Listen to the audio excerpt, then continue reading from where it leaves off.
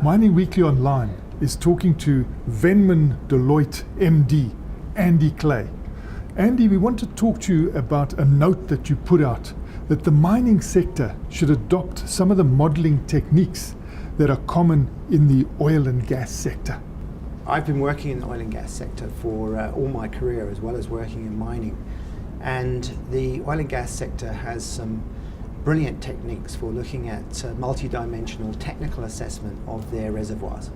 So from 3D to 4D seismics, a very sophisticated sedimentological, facies modeling, etc. And they managed to integrate that essentially into 3D visualization rooms, which allow people to walk through the deposit.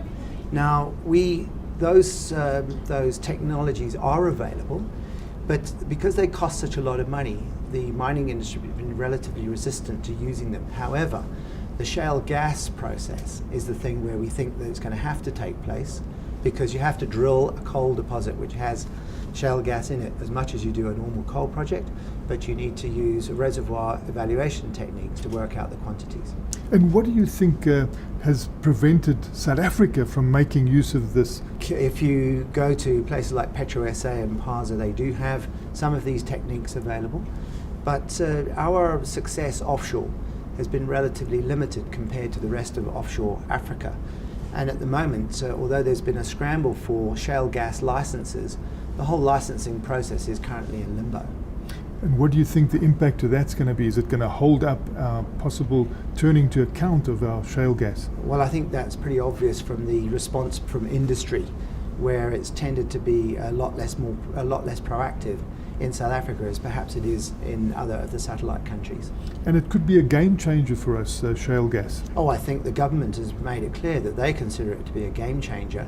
But if you look at the way, let's say that North America has embraced shale gas as a real game changer for energy, it's gone very quickly, but they've got all the expertise there. Here we have a distinct lack of expertise. Tell us about this modelling technique from the oil and gas sector and how it could be migrated into more general mining activity. There's obviously very many different types of modelling techniques which are used in oil and gas. If you have a look at what Goldfields has done with their South Deep project, for instance, using sophisticated modelling to understand their ore bodies there, it's not as though it can't be done, it's just that it's not the conventional wisdom. So I think that's one of the problems. But being able to use it, the software programs are available, they are expensive, but again, we have a shortage of users in the country, which means you've got to import the experience to do that.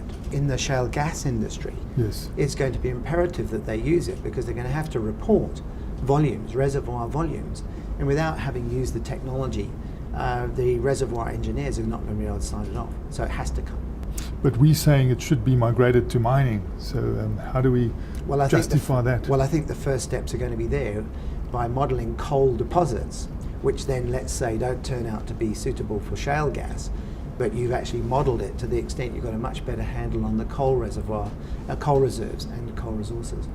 But I mean, should there always be coal associated with shale? I mean, shale is a different sediment. Well, certainly. Well, I think in terms of the South African context, shale gas is being looked at in the basins where we know you've primarily got deeper coal, which are not going to be open casted or mined underground. That's the game changer. And how could South Africa take the first step in using these modelling techniques? How could people sort of find out more about them and start considering them? Well, I think most geologists know that these things are available. It's just that if it's going to be the shale gas area that takes place first, well, we have to issue the licenses and make sure people have unfettered capability of doing exploration. And license hold-ups, is this still the case as we speak?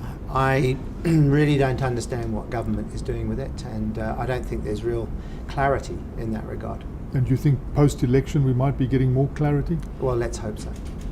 That was Mining Weekly Online talking to Andy Clay, the Managing Director of Venmyn Deloitte.